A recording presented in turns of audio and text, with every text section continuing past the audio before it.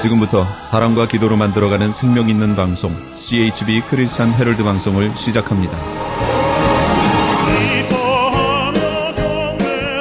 매일 새벽 4시, 매일 밤 11시 하루의 시작과 마무리를 함께하는 CHB 크리스찬 헤럴드 방송은 크리스찬 헤럴드 신문과 가장 인기 있는 기독교 정보를 담고 있는 www.christianherald.com과 함께 오늘도 성실하게 여러분 곁에 함께할 것입니다. 하나님께서 선물로 주시는 오늘 하루를 CHB 크리스찬 헤럴드 방송과 함께 소망으로 열면서 오늘도 하나님을 섬기며 영혼을 사랑하는 복된 하루가 되시기를 바랍니다.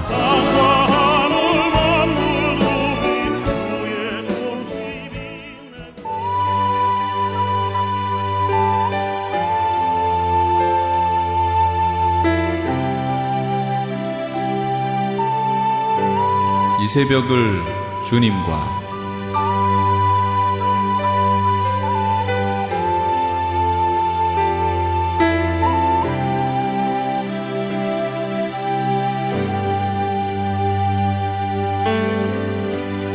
AM 1650을 통해 남가주 전역에서, AM 1540을 통해 하와이에서, 그리고 인터넷을 통해 전 세계에서 듣고 계시는 이 새벽을 주님과 애청자 여러분, 밤새 평안하셨습니까?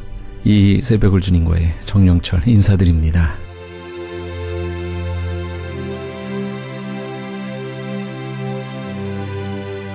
매주 목요일 이 시간에는 프레이즈교회 정대철 목사님의 말씀 먼저 보내드립니다. 오늘은 사무엘하 13장 1절에서 39절까지의 말씀을 본문으로 누구를 만날 것인가 란 제목의 말씀 전해주시겠습니다. 암논에게 가서 음식을 만들어서 그 음식을 네 오레비 입속에 좀 넣어주련.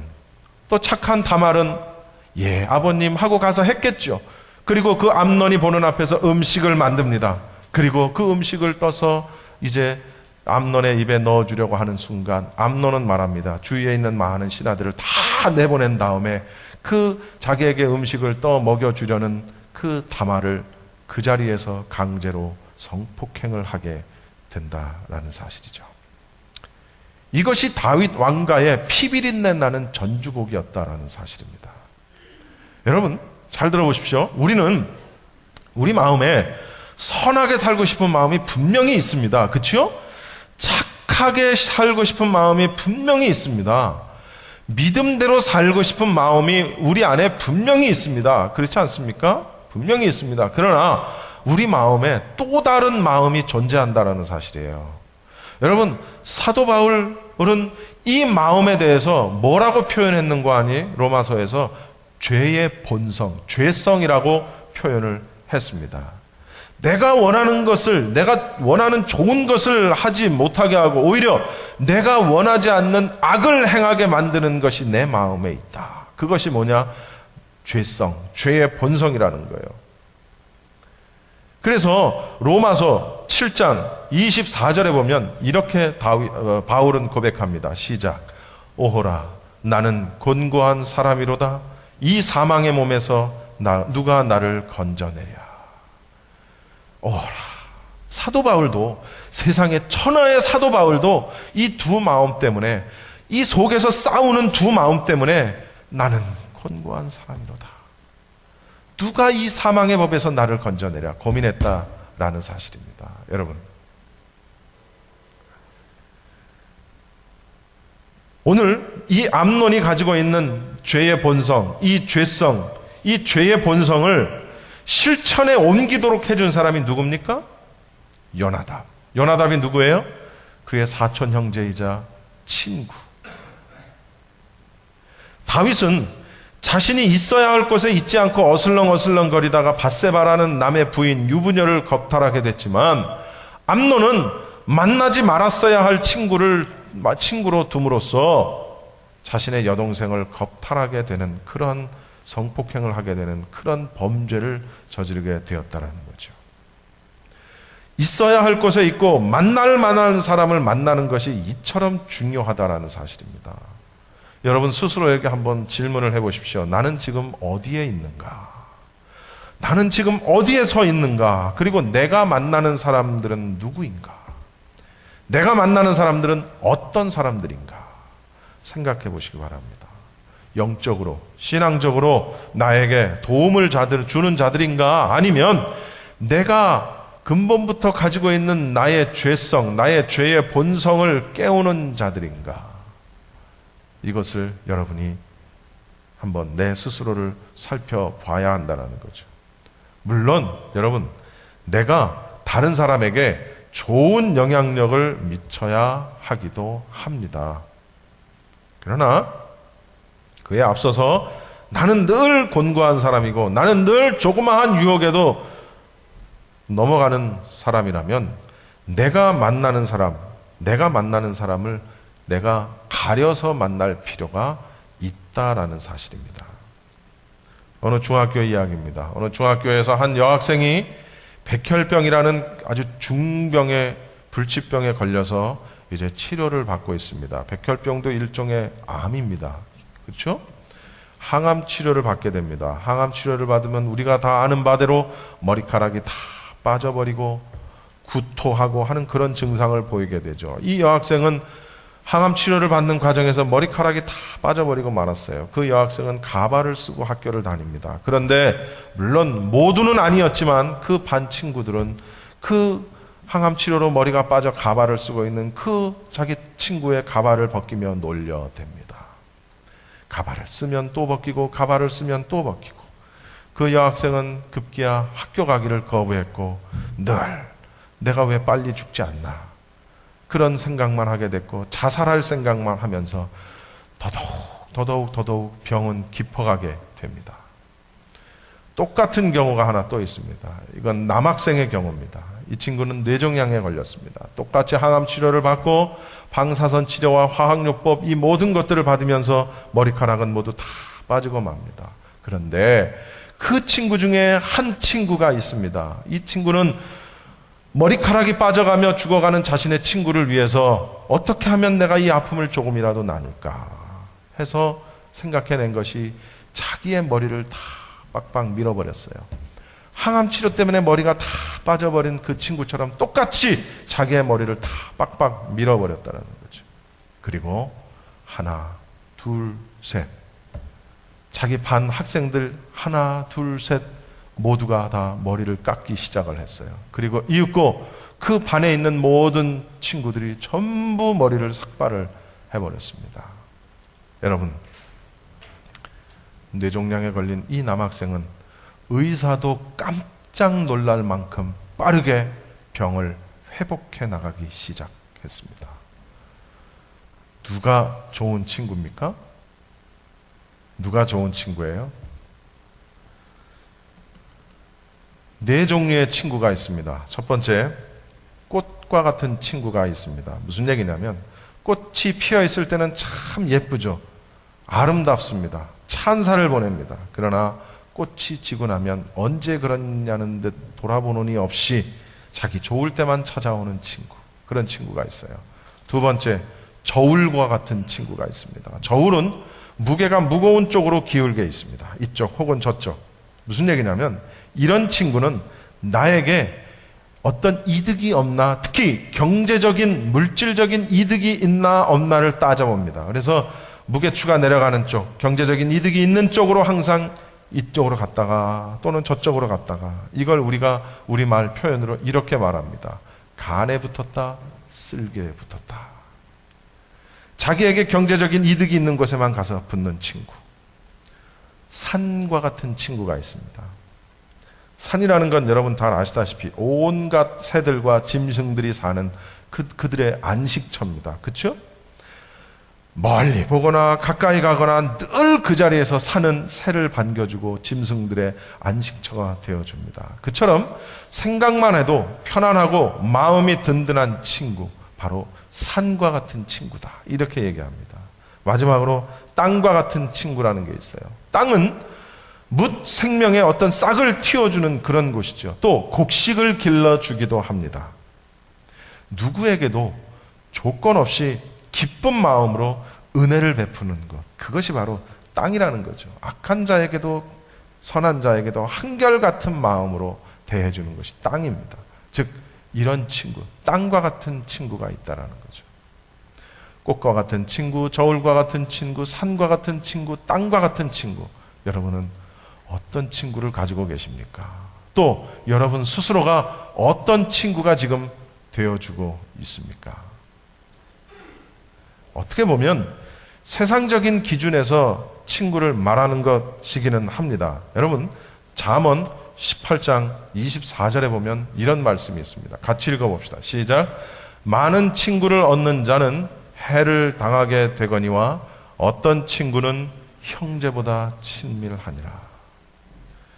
친구 많은 거 자랑할 거 없죠. 사실은요, 내 평생에 내가 목숨을 줘도 아깝지 않을 친구, 또는 나를 위해 목숨을 줄 수 있는 친구 한두 명만 있어도 행복한 거예요. 인생이 실패한 게 아니에요. 암논이 자신의 여동생, 이복 여동생 다말에 대해서 악한 마음을 가지고 있을 때 형제이기도 했지만 친구이기도 했던 요나답이 만약에 선한 충고를 해줬더라면 어떻게 됐을까? 이복에 그러면 안 되지. 그녀는 비록 이복이긴 하지만 배다른 동생이긴 하지만 그래도 남매 아닌가, 이렇게 하면서 그런 마음을 먹지 말게나 하고 그 친구에게 충고해주고 조언을 해줬더라면 또 어땠을까 하는 그런 생각을 해보는 게 되는 거죠. 그런데 사실 이런 말이 있습니다. 끼리끼리라는 말이 있죠. 끼리끼리. 여러분 공부 잘하는 애들은요, 공부 잘하는 애하고 어울려요. 공부 잘하는 애가 공부 못하는 애하고 어울리는 경우가 없진 않지만 드뭅니다. 그렇죠? 운동을 잘하는 애가 운동 지지리도 못하는 애하고 어울리는 경우 별로 없습니다. 갱스터는 갱스터들끼리 어울립니다. 갱스터가 아주 착한 애하고 어울리는 거 여러분 쉽지 않습니다. 키가 큰 애들은 키 큰 애들하고 어울립니다. 키가 작은 애들은 키가 작은 애들하고 어울립니다. 미국은 어떤지 모르겠지만 한국은 앞자리에는 키 작은 애, 뒷자리에는 키 큰 애, 앞자리에 앉은 애하고 뒷자리에 앉은 애하고 같이 지내는 경우 별로 없어요. 그래서 그거에 대한 어떤 반발이랄까, 좀 이렇게 반어법적인 의미로 거꾸리와 장다리가 그래서 있는 겁니다. 취미가 같은 애들이 잘 만납니다. 목표가 같은 애들이 잘 만납니다. 같은 학교에 다니는 애들이 만나게 되는 거예요. 중학교 때까지는 친했는데 고등학교를 서로 다른 고등학교를 가게 되면 이 두 친구가 우정이 끝까지 이어갈 확률이 그리 높지 않습니다. 같은 학교에 다니는 친구를 사귀게 되어 있고 또 같은 교회에 다니는 친구를 사귀게 되어 있어요. 여러분 저는 제가 성광감리교회라는 감리교회에서 신앙생활을 했는데 사실은 성광감리교회를 간 것은 중학교 때 일이고 초등학교 때 주일학교를 성천장로교회라는 그 옆에 돌 던지면 닿을 만한 곳에 떨어져 있는 장로교회를 제가 다녔어요. 주일학교를 2년 동안이나. 그래서 그 교회에서 함께 신앙생활을 하며 함께 놀던 친구들이 있었어요. 그런데 내가 어느 순간 이러저러 해서 감리교회로 교회를 옮기고 난 다음부터 내가 지금까지 만나고 있고 지금까지 소중하게 생각하고 있는 우정을 가진 친구는 전부 감리교회에서 만난 친구들이지 장로교회에서 만난 친구들은 지금 한 명도 내가 만나는 사람이 없어요. 가끔 가다 한국에 가서 지나다가 만나면 야 오랜만이다 그 정도지. 같은 교회에 다니는 사람을 친구로 만나게 되고 기도하는 친구는 기도하는 친구를 사귀게 돼 있다라는 사실이죠. 끼리끼리 만나는 거예요. 끼리끼리. 그래서 내가 누구를 만나느냐를 생각해 보면 아하, 내가 그런 사람이구나. 내가 갱스터를 만나면 나도 갱스터인 거예요. 아십니까? 공부 잘하는 애를 만나면 적어도 내가 공부 잘할 수 있는 가능성이 있다라는 사실이죠. 목표가 같은 애를 만나면 비슷하게 갈 수 있는 거예요. 인생을. 이게 누구를 만나느냐, 어떤 친구를 만나느냐, 못되고 나의 죄성을 자꾸 나타나게 하고 나를 옳지 않은 길로 인도해 가려고 하는 영적으로, 정신적으로 그런 친구를 만나는 사람은 그렇게 될 수밖에 없는 거예요. 또 나 스스로도 그 사람에게 그런 영향력을 미칠 수밖에 없다라는 사실이죠. 그러니까 여기 우리 어린 친구들, 어떤 친구 만나는 게 이렇게 중요한 거다라는 사실이에요. 특히 믿음 생활을 하는 우리로서는 나의 영적 생활에 이게 도움이 되는지 아니면 치명적인 요소가 되는지 이걸 우리가 꼭 짚고 넘어가야 한다라는 사실이고, 만약에 나의 죄성을 깨우는 자들이라면 과감하게 그들을 끊어버릴 수 있는 용기와 결단력이, 그런 우리에게 믿음의 결단력이 우리에게 있어야 된다는 사실이죠. 여러분, 사실 우리에게 있어서 진정한 우리의 친구는 오직 한 분밖에 없습니다. 죄짐 맡은 우리 구주 어찌 좋은 친구인지, 수고하고 무거운 짐진 자들아 다 내게 오라. 여러분, 우리의 죄짐을 대신 지어주고 우리의 수고하고 무거운 짐을 대신 지어주는 친구, 그분이 바로 우리의 진짜 친구인 거예요. 누구죠? 들어보셨어요? 예수님이라고? 예수님만이 진정한 의미에서 우리의 친구예요. 나를 못된 길로 나가게 만들건, 나의 영적인 생활을 반하게 만들건, 나의 죄성을 끌어내려고 하는 이 요나답처럼 간교한 그런 마인드를, 간교한 그런 자는 여러분 내 친구로 삼아서는 안 된다라는 사실입니다. 누구를 만나야 되는가? 누구와 함께 있는가? 이것이 이렇게 중요하다는 사실을 여러분 깨달으시기 바랍니다.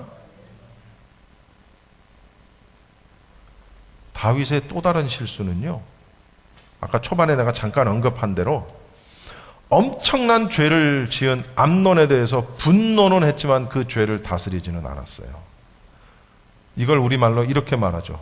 우유부단하고 미온적인 태도.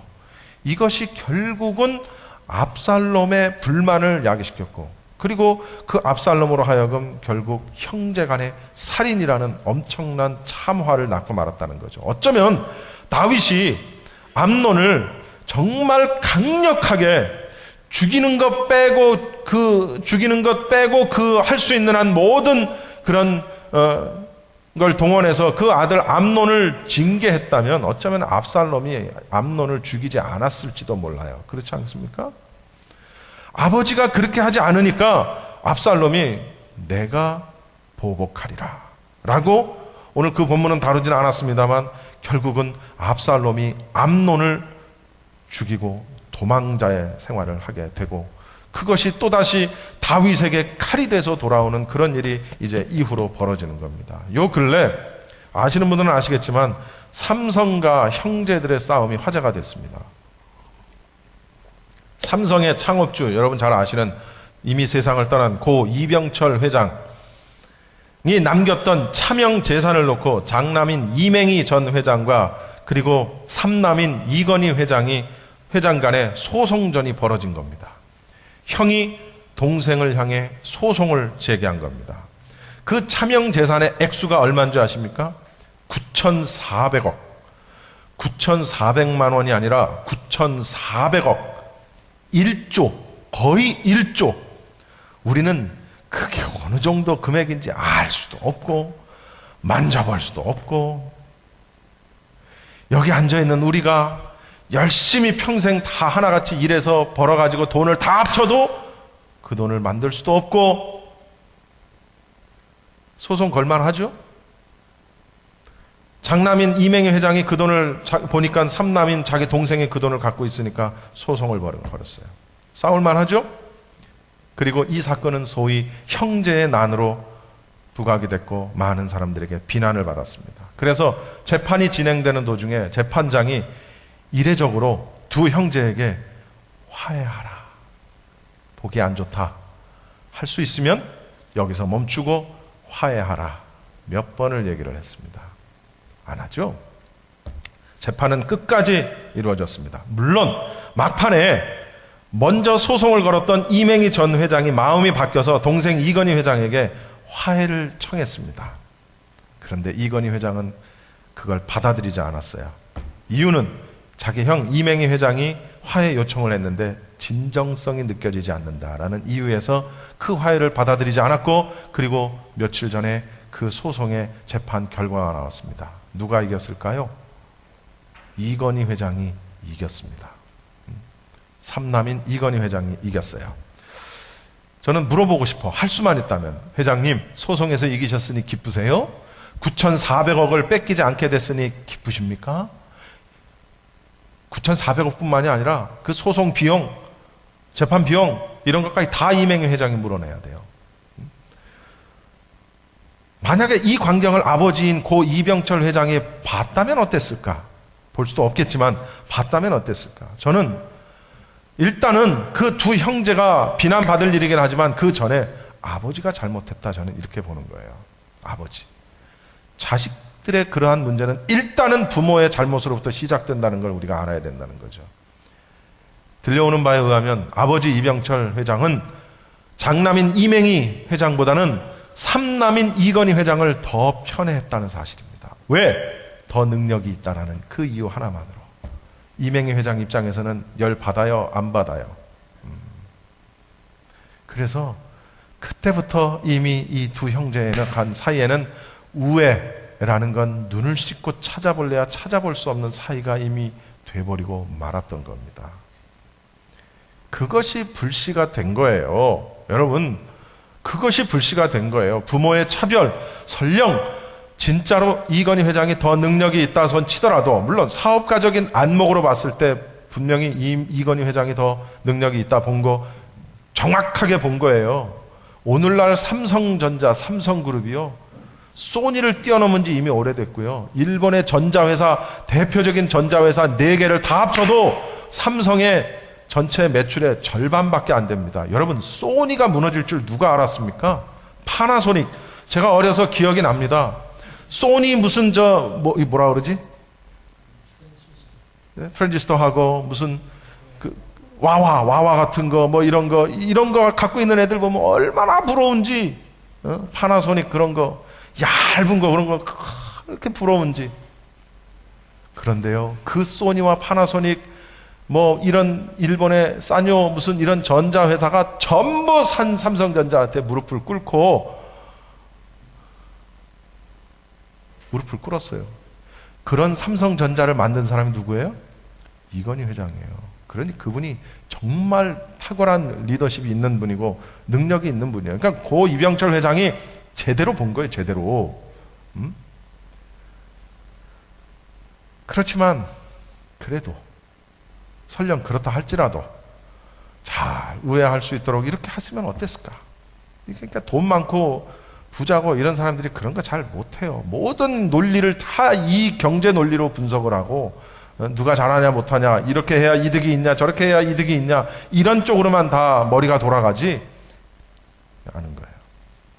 다윗은 암논의 죄를 아주 정확하고도 무섭게 다스렸어야 했어요. 자기 자식을 죽일 수는 없으니까 죽이는 것 바로 직전까지는 암논을 만약에 정죄했더라면 압살롬이 암논을 죽이지 않았을 것이라는 사실이죠. 그러니까 다윗은 암논을 진짜 사랑한 것이 아니었어요. 그것은 암논을 파멸로 이끌고 압살롬을 파멸로 이끄는 일이 되어버렸다는 거죠. 사실 이해할 수 있는 부분이 하나 있기는 해요. 뭐예요? 자기 스스로가 이미 오래전에 한 남자의 아내인 밧세바를 그런 식으로 범해가지고 자기 와이프를 만들었으니 자기도 양심이 있고 염치가 있으니까 자기 생각을 해가지고 어쩌면은 암논을 크게 야단치지 못했을 수도 있겠다 하는 생각을 저는 해보기는 했습니다. 결론입니다. 사실 다윗에게 있어서 요나단이라는 좋은 친구가 사실은 그 전에 있었어요. 다윗이 사울에게 쫓기는 생활을 10년 동안이나 할 때, 죽음의 문턱에 여러 차례 다다랐을 때 친구였던 요나단의 도움으로 말미암아 목숨을 건질 때가 부지기수였습니다. 끝까지 의리를 버리지 않았던 요나단에 대해서 다윗은 사울의 모든 후손들을 숙청했을 때도 그 요나단의 아들 무미보셋은 죽이지 않았어요.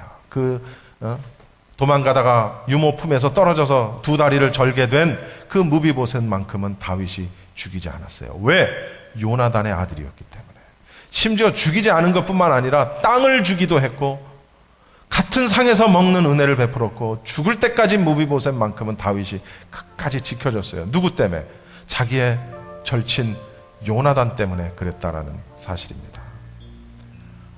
암논에게는 그런 친구가 없었어요. 다말을 겁탈할 수 있도록 오히려 꾀를 내주었던 요나답, 이름은 비슷한데 간교한 자였습니다. 성경에서 간교하다라는 평가를 받은 첫 대상이 누구였냐면 뱀이었습니다. 뱀, 하와를 꾀서 생명나무의 과실을 먹게 했던 뱀.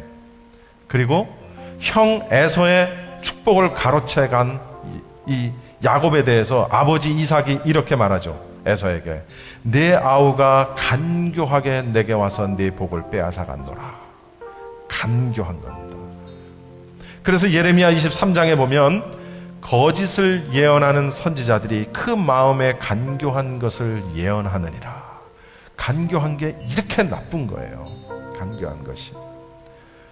여러분, 내 주위에 내가 만나고 있는 친구, 내가 만나고 있는 사람 중에 이런 간교한 자가 없는가 살펴볼 일입니다. 또한 내가 누군가에게 간교한 자가 되고 있지는 않은가 라는 사실도 한번 살펴볼 일이다라는 거죠.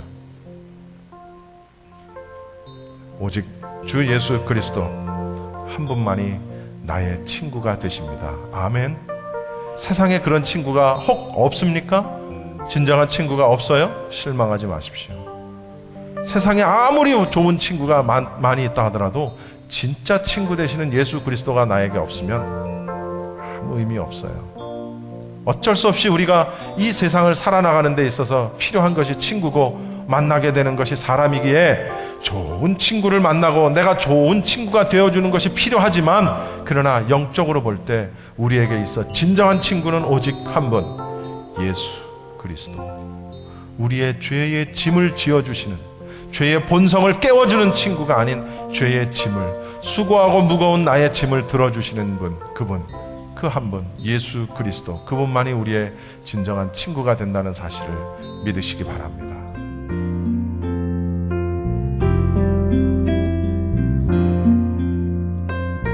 지금까지 프레이즈교회 정대철 목사님께서 누구를 만날 것인가 란 제목의 말씀 전해주셨습니다.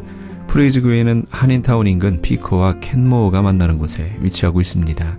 신앙상담이나 교회에 대해서 좀 더 자세히 알기 원하시는 분은 전화 213-700-9833 213-700-9833 프레이즈교회로 연락주시기 바랍니다.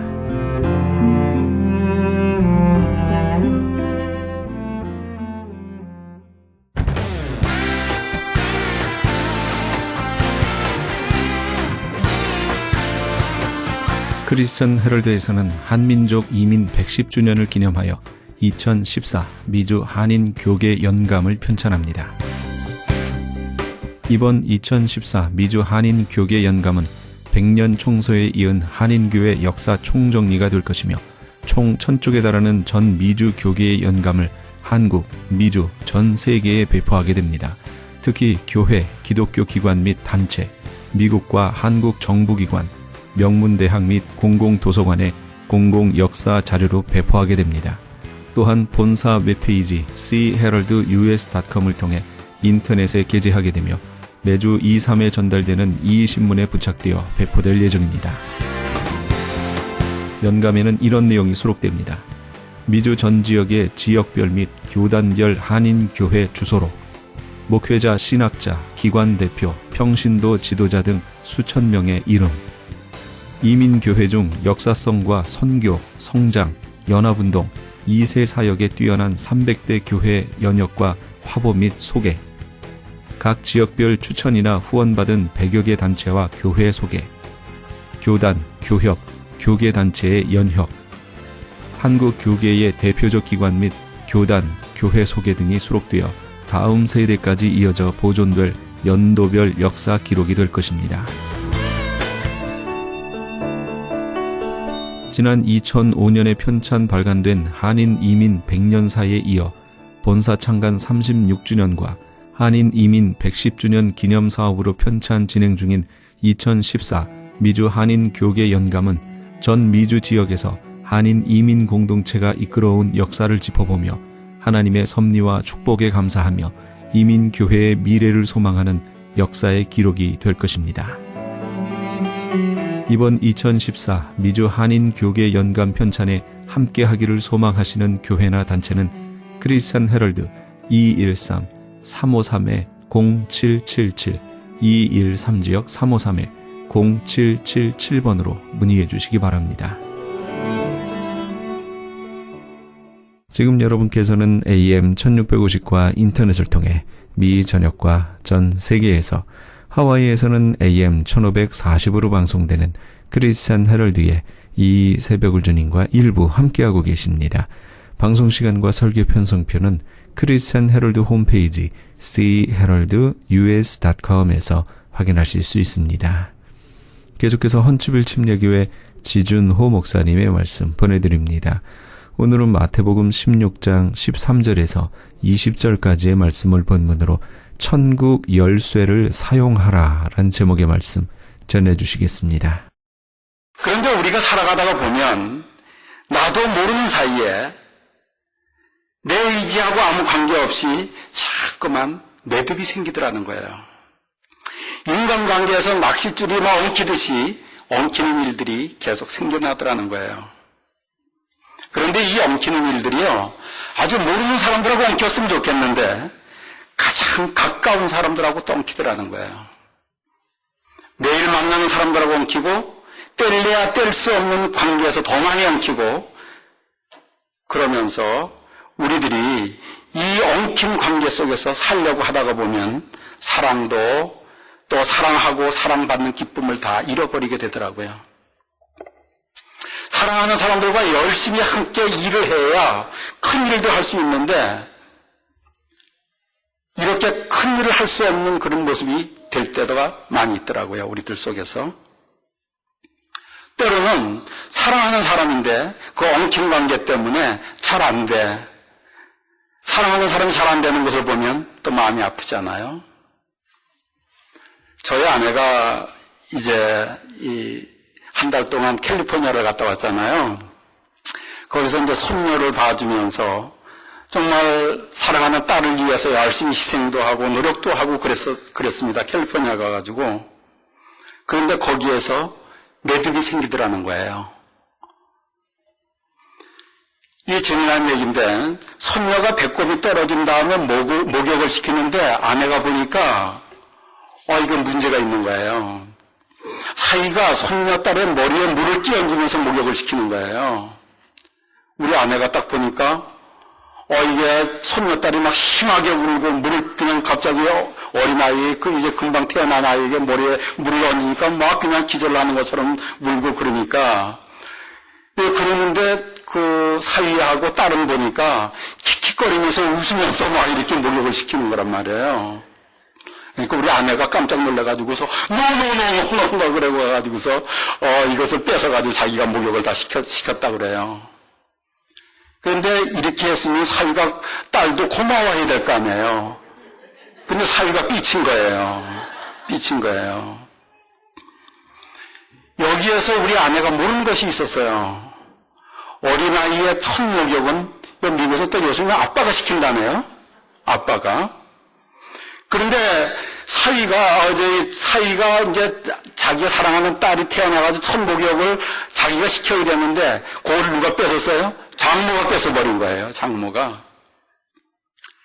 그러니까 삐져가지고서 이제 장모가 하는 일들이 다 싫은 거예요. 다 싫은 거예요. 왜?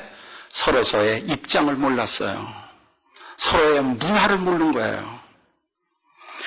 우리가 살면서 이러한 일들이 계속 생기면 생길수록 이러한 사건이 있은다면은 아내는 딸을 사랑해서 희생하면서 수고를 해주었는데 사위는 장모에게 서운한 마음이 들게 되고 엄마도 사위에게 서운한 마음이 또 들게 되고 우리 아내도 사위가 뭐 이런 놈이 있어 열심히 일해줬는데 이렇게 삐져 왜 이렇게 속이 좁아 뭐 이런 생각을 하게 되고 딸도 또 엄마에게 또 서운한 마음이 들게 되는 순간이 생기더라는 거예요. 그래서 이 서운한 마음이 드는 것을 딸과 함께 얘기를 한 거예요. 얘기를 하다가 보니까 문화의 차이도 알게 되고 서로의 입장 차이도 알게 되고 엄마들이 사랑하는 딸이 아이를 낳으면 도와주러 갔다가는 사랑하는 딸과 서로서 마음의 상처를 주고받고 한 달 있으려고 그랬다가 일주일 만에 돌아가는 경우들이 많이 있더라는 것도 알게 되는 거예요. 우리 삶이에요.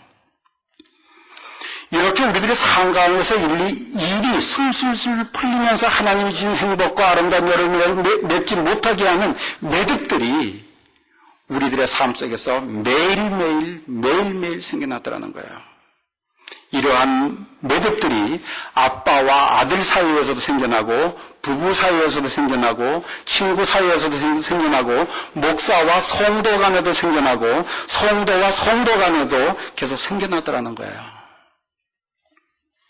이상하게도 별것 아닌데 서로를 이해하면 조금만 마음을 넓히면 아무 일도 아닌 것 같은데 괜히 서운해질 때도 있고 질투가 느껴질 때도 있고 내가 싫어하는 일을 사랑하는 사람이 할 때도 있고 괜스레 의심스러운 마음이 들 때도 있고 때로는 내가 사랑하는 사람에게 기대했던 마음이 있는데 내 기대했던 사람이 내가 가지고 있는 것을 하지 않는 기도를 실망시키는 일들도 있더라는 거예요. 이러한 모든 것들이 나에게 뭐가 됩니까? 매듭이 되는 거예요. 매듭이. 그런데 이 매듭을 풀지 못하면 여러분, 교회에서 아무리 여러분들이 헌신을 많이 한다고 하더라도, 교회를 아무리 오래 많이 다녔다고 하더라도, 말씀을 달달달달 외우고 다 많이 안다고 하더라도, 철야를 나오고 새벽기도를 계속 나온다고 하더라도 이 매듭을 풀지 못하면 여러분들은 하나님의 은혜를 경험하지 못한다는 거예요. 얼마나 중요한 일인지 모릅니다. 많은 사람들이 이 매듭은 하나도 안 풀고 그냥 와서 철야하고 뭐 이러면서 이것만 다 하면 된다고 착각을 하고 있어요. 그래서 마태복음 16장 19절에서 이런 얘기를 합니다. 내가 천국 열쇠를 주리니 내가 무엇인지 땅에서 풀면 하늘에서도 풀릴 것이요 땅에서도 매면 하늘에서도 매겠다고 얘기하는 거예요. 내가 풀어야 하나님의 은혜를 경험하는 내 모습이 되는 거예요. 우리는 보통 인간관계 속에서 매듭이 생길 때 또 내 마음만 넓히면 되지, 내가 손해보면 되지, 내가 양보하면 되지 이렇게 생각하기도 쉬워요. 그러나 이렇게 해서 매듭이 풀렸다고 나는 생각을 하는데 사실은 매듭이 풀려진 게 아니고 매듭이 속에 싹 숨어있는 경우도 많아요. 그렇죠?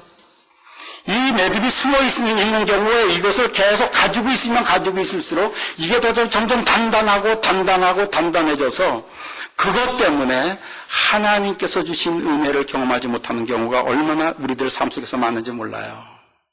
여러분들도 아마 살면서 그 매듭이 어릴 때 가지고 있던 매듭을 아직도 가지고 있는 분들도 있을지도 몰라요. 우리가 살면서 생긴 매듭을 풀고 엉키고 설킨 일을 완전하게 풀기 위해서 근데 우리들이 해야 될 일이 있어요. 하나님의 앞에 나가서 어떤 것은 하나님의 지혜를 가지고 풀어야 하고 어떤 것은 하나님의 사랑을 받고 넓은 마음으로 풀어야 하고 어떤 것은 하나님의 진리를 깨달으면서 풀어야 될 문제들이 있어요. 다 달라요. 그리고 진리를 깨닫고 다른 것을 이해하고 풀어야 하는 일을 마음만 넓히면 된다고 생각하고 풀으려고 그러니까 내가 손해보고서 풀으려고 그러니까 진리를 깨닫지 못하고서 풀으려고 그러니까 그 매듭이 내 속에서 그냥 숨어버리고 마는 거예요. 그리고 그 매듭이 시간이 지나면 지날수록 더 단단해져 버리는 거예요. 그래서 우리들이 이 매듭을 풀어야 되는데 매듭을 풀려면 첫째로 나를 죄와 사단의 손에서 구원하시고 살아계시면서 이 세상을 지으신 최고의 지혜자로 나에게 상담해 주시는 하나님 아들 예수 그리스도 앞에 나가서 내가 어떻게 이 문제를 풀어야 되겠습니까? 하면서 내가 매듭을 가지고 있는데 이 매듭을 하나님 앞에 설명을 먼저 하는 거예요. 상황을 다 설명하는 거예요. 내 상황을 다 설명하다가 보면 깨달아지는 것이 있다고요. 내가 상대방의 입장을 이해를 못했구나. 내가 속이 좁았구나. 그리고 문화가 다르구나. 사람이 다르구나. 이러면서 내가 매듭을 풀 수 있다는 거예요. 이것을 해 주신다는 신앙 고백을 하는 것이 주는 그리스도시요 살아계시는 하나님이시다 하는 고백이라는 거예요. 내가 주는 그리스도시요 살아계신 하나님이십니다 하고서 그분 앞에 가서 내가 매듭을 가지고 있으면서 하나도 풀지 못한다면 나는 말로만 주는 그리스도시요 살아계신 하나님이라고 얘기만 했을 뿐이지 그분을 하나님을 하나님답게 하지 못하는 모습이라는 거예요. 그래서 내가 어려운 문제가 있으면 먼저 하나님 앞에 가지고 나가서 푸는 것, 다 상황을 얘기하는 것, 이것이 천국 열쇠를 사용하는 거라는 거예요. 천국 열쇠를. 많은 사람들이 이렇게 생각합니다. 주는 그리스도여 살아계신 하나님이시다. 그러니까 그것만 믿으면 죽은 다음에 천국 간다, 깼다 났다 이렇게만 생각해요. 그건 아주 어린아이 같은 신앙이에요. 그런데 주는 그리스도에서 살아계신 하나님의 아들을 고백을 하면 점점 우리들은 하나님이 살아계시는 것을 경험하게 되고 또 하나님의 그 말씀하시는 음성을 듣게 되고 이러면서 우리들의 인격이, 우리들의 지혜가 자라가게 되는 거 아니겠습니까? 그리고 우리들이 또 이해해야 되는 것이 있어요. 주는 그리스도시여 살아계시는 하나님의 아들이십니다. 이 신앙을 고백하는 사람들은 먼저 하나님이 나를 위해서 십자가에 돌아가신 그 사랑을 생각하니까, 사랑을 받게 되니까 내 마음이 넓어집니다. 여러분, 이 세상 살아가면서 내가 사랑을 누구에게 많이 받으면 받는 만큼 내 마음은 넓어져요. 내가 사랑을 받지 못했으면 좁아져요. 남편으로부터 사랑을 많이 받은 사람들은 너그러워져요. 남편으로부터 사랑을 못 받았어. 그냥 같이 살기만 하지 마음이 하나도 안 통해. 사랑이 느껴지지도 않아. 그럼 직장에 가서든지 어디 가서든지 늘 불평거리를 찾게 되는 그런 사람이 돼버리는 거예요. 넓지 못하니까. 근데 이상하게 사랑을 받으면 느긋해지고 여유 있어지는 거 아니겠어요? 하나님의 사랑을 받으면, 그분이 나를 위해서 십자가에 돌아가신 사랑을 많이 받으면 이상하게 용서할 수 있는 힘이 커져요. 억지로 용서하는 것이 아니고 사랑받은 넓은 마음으로 용서하게 되는 거 아니겠어요? 그 다음에 주님 그리스도시여 살아계시는 하나님의 아들이시다 하는 신앙 고백을 하는 사람들은 내 자신을 정확하게 볼 수 있는 실력이 생깁니다. 내 자신을 정확하게 보게 돼요. 우리 그렇지 않습니까? 살아가다가 보면 툭 하면 나도 모르게 미움에 매이게 되고요. 나도 모르는 사이에 질투에 매이게 되고 이기심에 매이게 되고 욕심에 매이게 되고 또 때로는 나를 합리화시키기 위해서 거짓말하는 나의 모습이 되게 되고 이런 연약한 존재 아닙니까? 거기에다가 내 중심적으로 세상을 다 보려고 하는 마음도 또 생기는 거 아니겠어요? 그러니 늘 인간관계를 하면서 내 판단이 옳지 않음을 인정하면서 인간관계에서 생긴 매듭을 풀 수 있는 인격을 가진 사람이 하나님 앞에 나가서 내 자신을 보면서 되는 거예요. 신앙생활 한다고 하면서요, 어떤 사람들은 자기를 전혀 못 봐. 자기는 항상 옳다고만 생각해요. 피조물이에요. 연약한 존재예요. 늘 사탄의 노예가 되어가지고서 헤매는 모습이 우리들의 모습이잖아요. 그것을 볼 줄 아는 거예요. 주는 그리스도시여 살아계시는 하나님이라고 고백하는 사람들은 나를 볼 줄 알아요. 그래서 히브리서 4장 12절에서 이런 얘기를 합니다. 하나님의 말씀은 살았고 운동력이 있어 좌우에 날쌘 어떤 검보다도 예리하여 혼과 영과 및 관절과 골수를 찔러 저기까지 하며 또 마음의 생각과 뜻을 감찰하시나니 지은 것이 하나라도 그의 앞에 나타나지 않음이 없고 오직 만물이 우리를 상관하시는 자의 눈앞에 벌거벗은 자같이 드러나느니라. 나의 모든 모습이 하나님 앞에 나가면 드러나는 거예요. 이렇게 자신의 벌거벗은 모습을 아는 사람들은, 할 줄 아는 사람들은 사람들하고 대화하면서 상대방의 이야기를 들을 줄 알고요. 잘못했을 때 미안하다고 얘기할 줄 알고, 책임질 것은 책임질 줄 알고, 매듭을 잘 풀어가는 사람이 되는 거예요. 그러나 자기를 못 보는 사람들은 어떻습니까? 전부 다 나에게는 문제가 하나도 없고 남에게만 다 문제가 있다고 생각하는 거예요. 세상이 전부 다 불공평하다고만 생각하는 거예요. 세상이 전부 다 못된 사람들만 있다고 생각하는 거예요. 전부 다 의심거리만 보이는 거예요. 저는 헌츠벨 침례교회 모든 성도들이 주는 그리스도에서 살아계신 하나님이라는 신앙 고백을 하면서 내 자신을 정확하게 볼 줄 아는 성도들 되시길 주님으로 축원하겠습니다. 그게 매듭을 푸는 기름길이에요. 그 다음에 셋째로 주는 그리스도시여 살아계시는 하나님의 아들이시다 하는 신앙 고백을 하는 사람들은 문제를 풀 때 내 생각을 가지고 푸는 게 아니라 하나님의 지혜를 가지고 문제를 풀 줄 아는 거예요.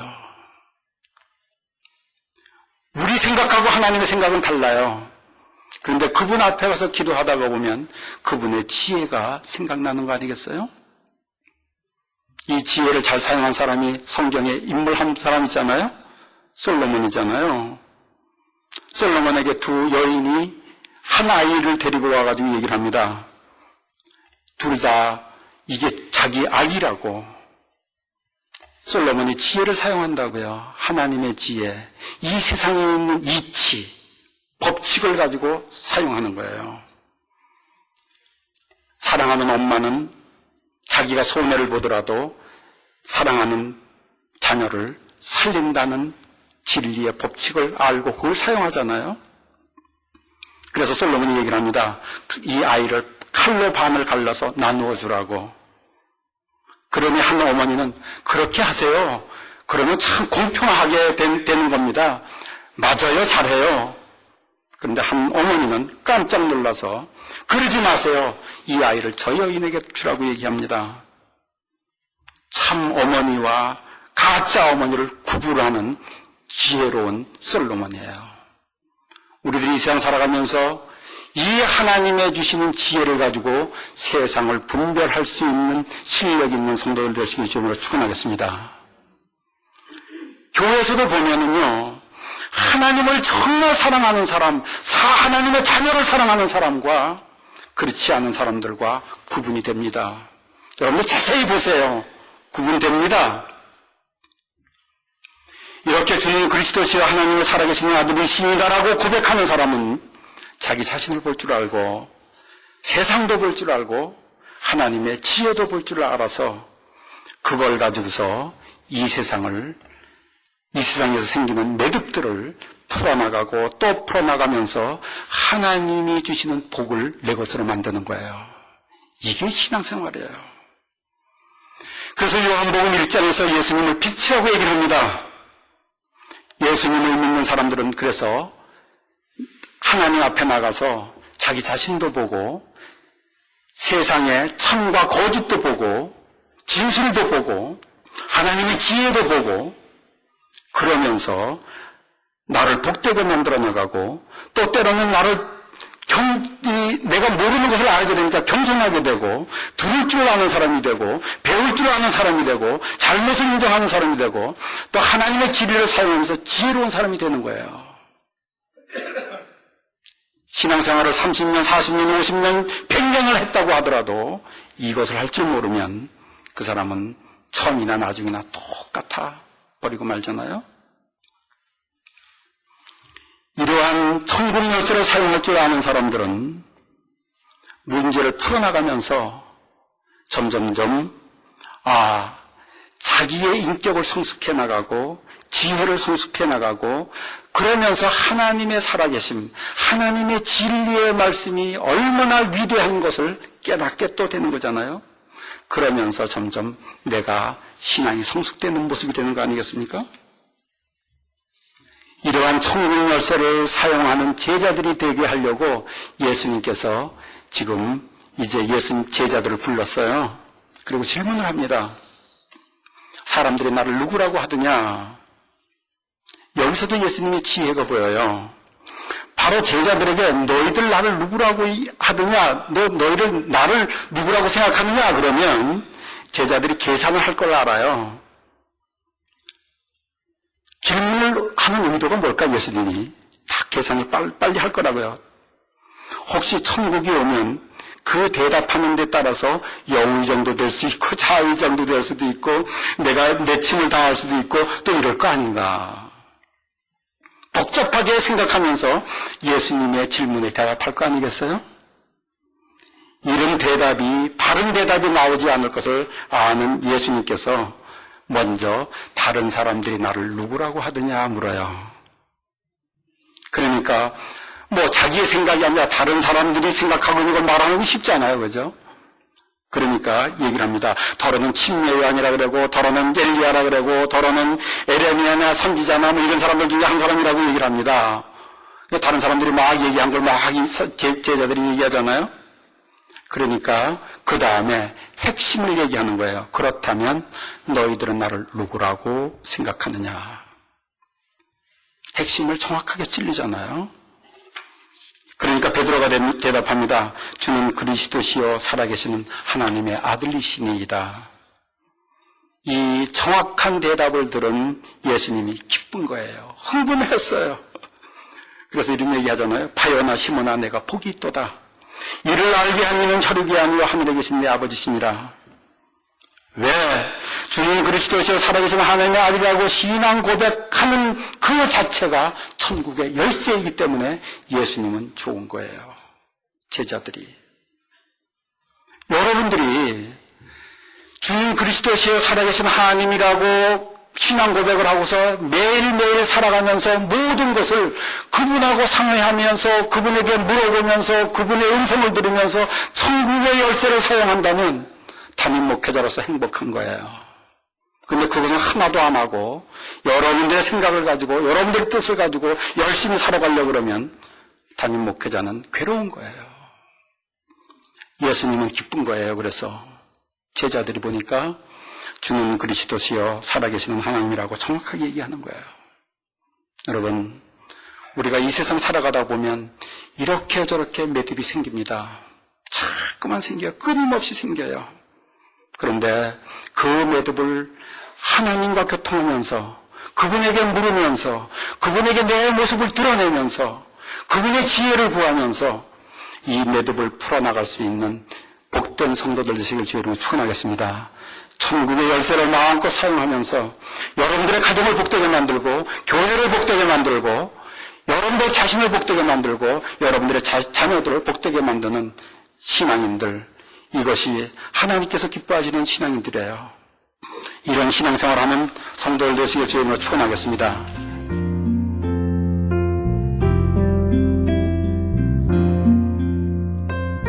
지금까지 헌치빌침례교회 지준호 목사님께서 천국 열쇠를 사용하라 라는 제목의 말씀 전해주셨습니다.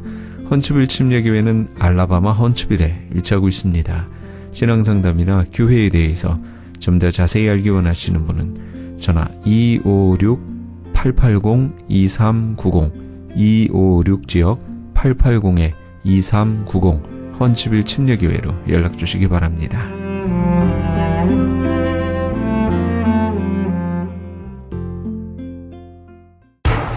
기적의 영양제 M3를 아십니까? 무슨 병에 걸렸던지 큰 효과를 준다는 그 신비한 기적의 영양제. 혈액에 영양을 공급하여 힘이 생기니까 피곤하지 않고 이제는 지팡이 없이 걸을 수 있다고 많은 분들이 간증을 합니다. 혈액 해독, 기력 회복, 뼈 골수 영양 공급, 심장, 뇌, 혈전 용해. 유태인 회사가 제조한 특수 영양제. M3. 혈액순환을 잘 되게 하는 최고급 영양제. M3. 크던 작던 아픈 곳이 있다면 M3. 213-435-9600, 213-435-9600번입니다. 정직한 마음으로 권해드립니다.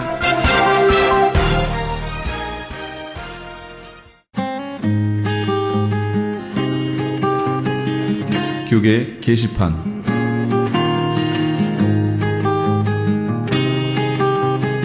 크리스천 헤럴드에서는 본사 창간 36주년과 한민족 이민 110주년을 기념하여 2014 미주 한인 교계 연감을 편찬합니다. 이번 2014 미주 한인 교계 연감은 2005년에 편찬 발간된 한인 이민 100년 총소에 이은 한인 교회 역사 총정리가 될 것이며 교회, 기독교 기관 및 단체, 미국과 한국 정부기관, 명문대학 및 공공도서관에 공공역사 자료로 배포하게 됩니다.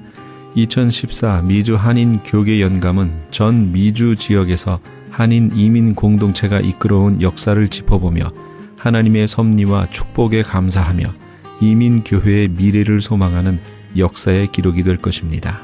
이번 2014 미주 한인 교계 연감 편찬에 함께하기를 소망하시는 교회나 단체는 크리스찬 헤럴드 신문을 참조하시거나 본사 전화 213-353-0777 213지역 353-0777번으로 문의해 주시기 바랍니다.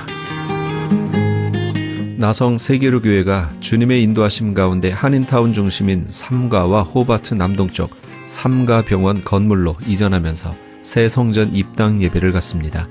날짜와 시간은 2월 16일 주일 오후 3시며 장소는 삼가와 호바트 남동쪽 코너 지하층에 위치한 나성 세계로교회 예배당입니다. 아울러 나성 세계로교회는 2월 20일부터 은혜가 충만한 목사님들의 인도로 목요 직장 예배를 시작합니다. 예배는 매주 목요일 12시 정오에 드려지며 예배 후에 간단한 점심이 제공됩니다. 예배에 관심이 있거나 찬양 등으로 헌신하기 원하시는 분들은 213-219-9229 213지역 219-9229 임지석 목사에게 연락 주시기 바랍니다. 가디나에 소재한 나성 서남교회에서 성가대 반주자를 구하고 있습니다. 주일 오전 8시에 드리는 일부 예배 반주하실 분을 원하며 음악 전공자로 구원의 확신이 있어야 합니다. 서남교회는 16100 크렌샤 블루버드 가디나에 위치하고 있습니다. 좀 더 자세한 사항은 교회 310-719-7193 310지역 719-7193으로 연락 주시기 바랍니다. 교계 게시판에 대한 좀 더 자세한 사항은 크리스찬 헤럴드 신문 교계 소식란을 참조하시기 바랍니다.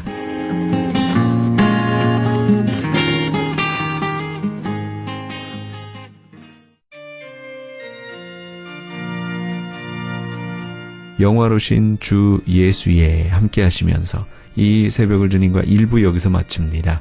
잠시 15 후에 2부에서 돌아오겠습니다.